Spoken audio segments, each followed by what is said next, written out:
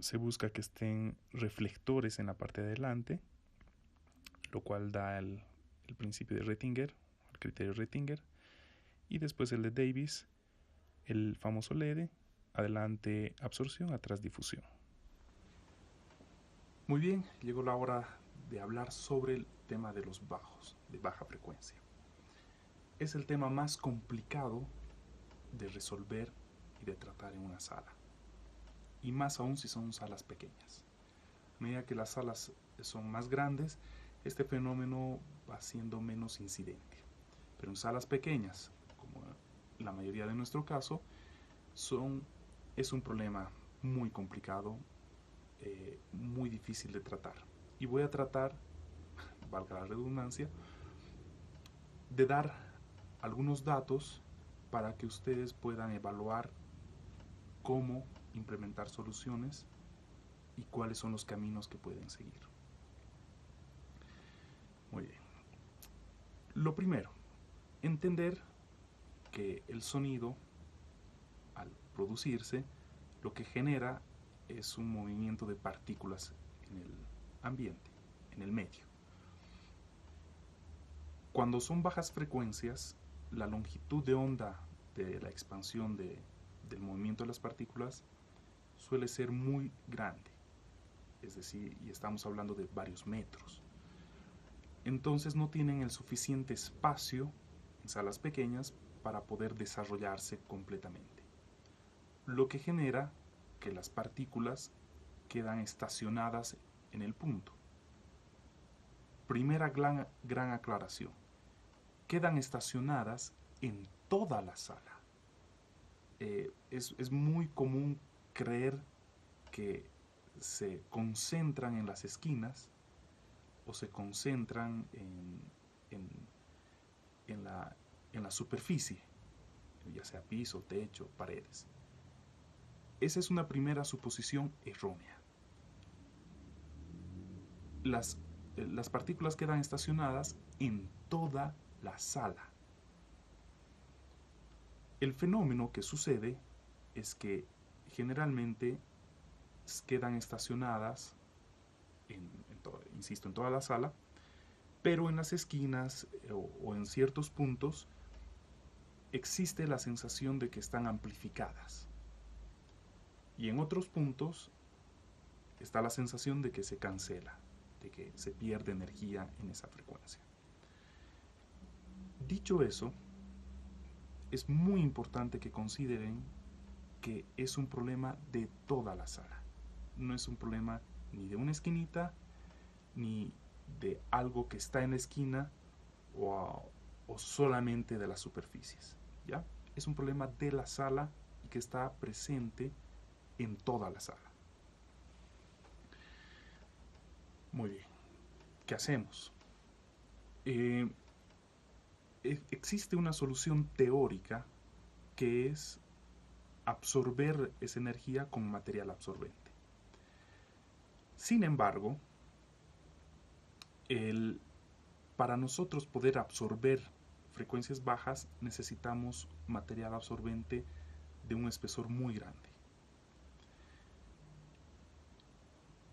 Exactamente necesitamos un cuarto de longitud de onda de material absorbente para atacar a esa frecuencia. Para dar un ejemplo sencillo, si yo quisiera absorber 100 Hz, que es donde empieza a haber problemas, necesito una esponja de aproximadamente 1 metro de espesor, cosa que es inviable por el espacio, por el costo y por las condiciones. Acá viene enganchado una segunda consideración. Suele ofrecerse en el mercado famosas trampas de bajo de material absorbente como estas.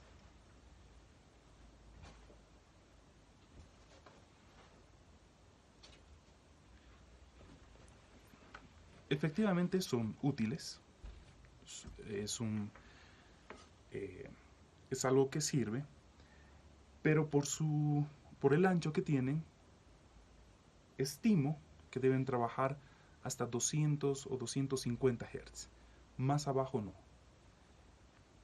Efectivamente, absorben frecuencias un poco más bajas que las tradicionales esponjas o fibra de vidrio, pero no llega a absorber las frecuencias realmente problemáticas que están en realidad por debajo de los 150 o 100 Hz. Yo las llamaría en realidad trampas de medios bajos. Y acá viene otra consideración importante. Hemos dicho que necesitábamos aproximadamente 1/3 de absorción en una sala.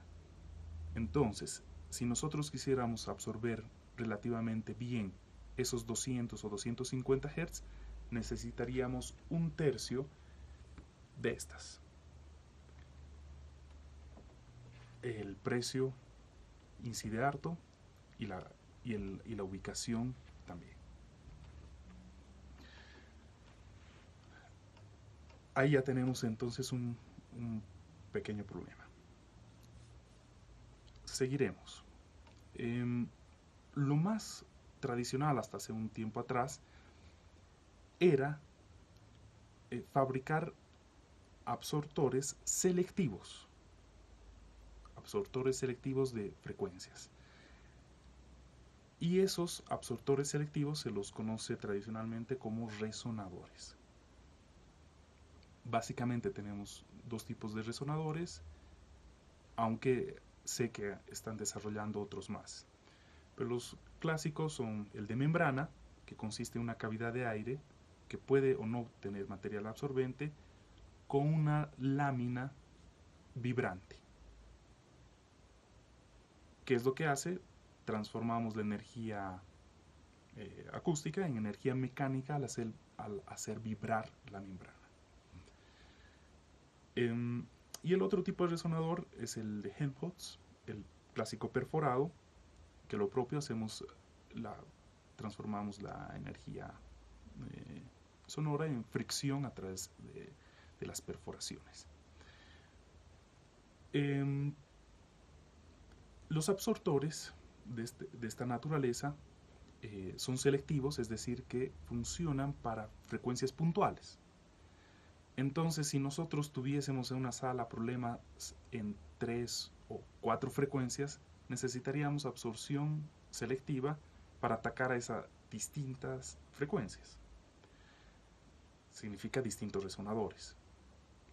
Y volvemos al tema clásico de cuántos necesitamos. 1/3. Es decir, que si nosotros quisiésemos atacar 3 o 4 frecuencias, necesitaríamos 1/3 de superficie de resonador. Si nuestra sala es de 30 metros, estamos hablando que necesitaríamos 10 metros de resonador A para atacar la frecuencia A, 10 metros de resonador B para atacar frecuencia B, etc. El gran problema es la cantidad de resonador que se necesita, porque va a ser muy difícil ubicarlo y el costo va a ser muy elevado.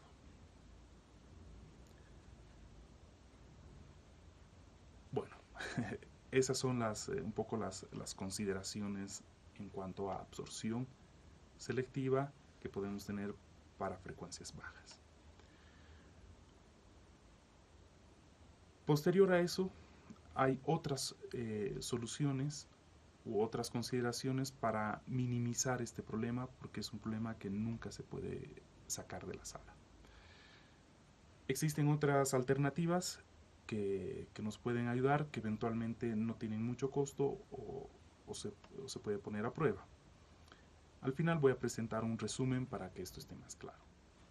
Otras alternativas, estamos hablando de mover la posición de los altavoces, no acercarlos a las esquinas, movernos nosotros, nuestro famoso punto dulce que pueda moverse a otra posición.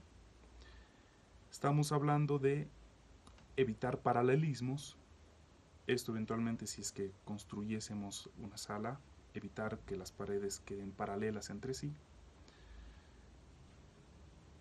Tener dimensiones adecuadas es decir, salas más perfectas, es decir, tipo cubos, van a generar mayor problema. Para eso hay una serie de criterios para que las proporciones de la sala nos ayude a minimizar el fenómeno. Finalmente, hay un par más de soluciones que se están viendo actualmente. Una es ecualizar el monitoreo. Es una solución que a algunos funciona, a otros no. En caso de que simplemente se recomiende que se lo haga de forma digital y con filtros FIR, y se denomina DRC, es Digital Room Correction. Hay algunos dispositivos que lo hacen,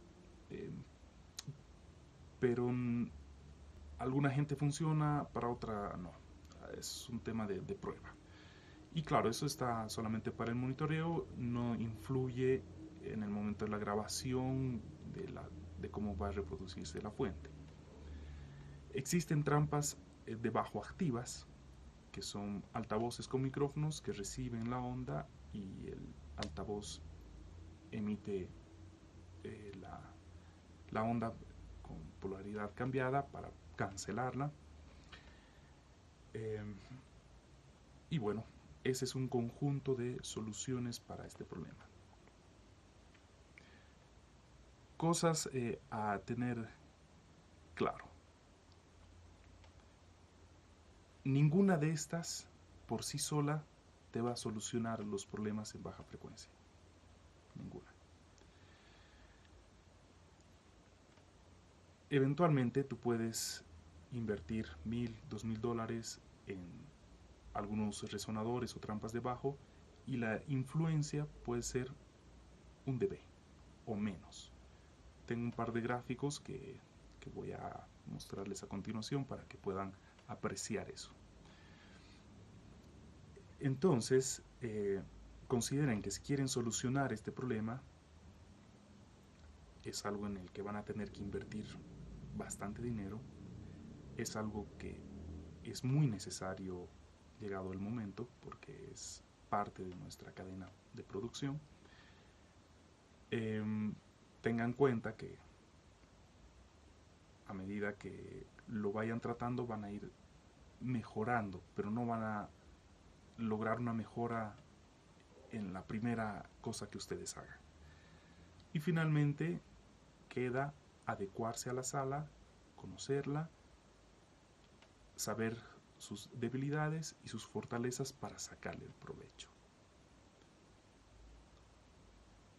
Ahora paso el resumen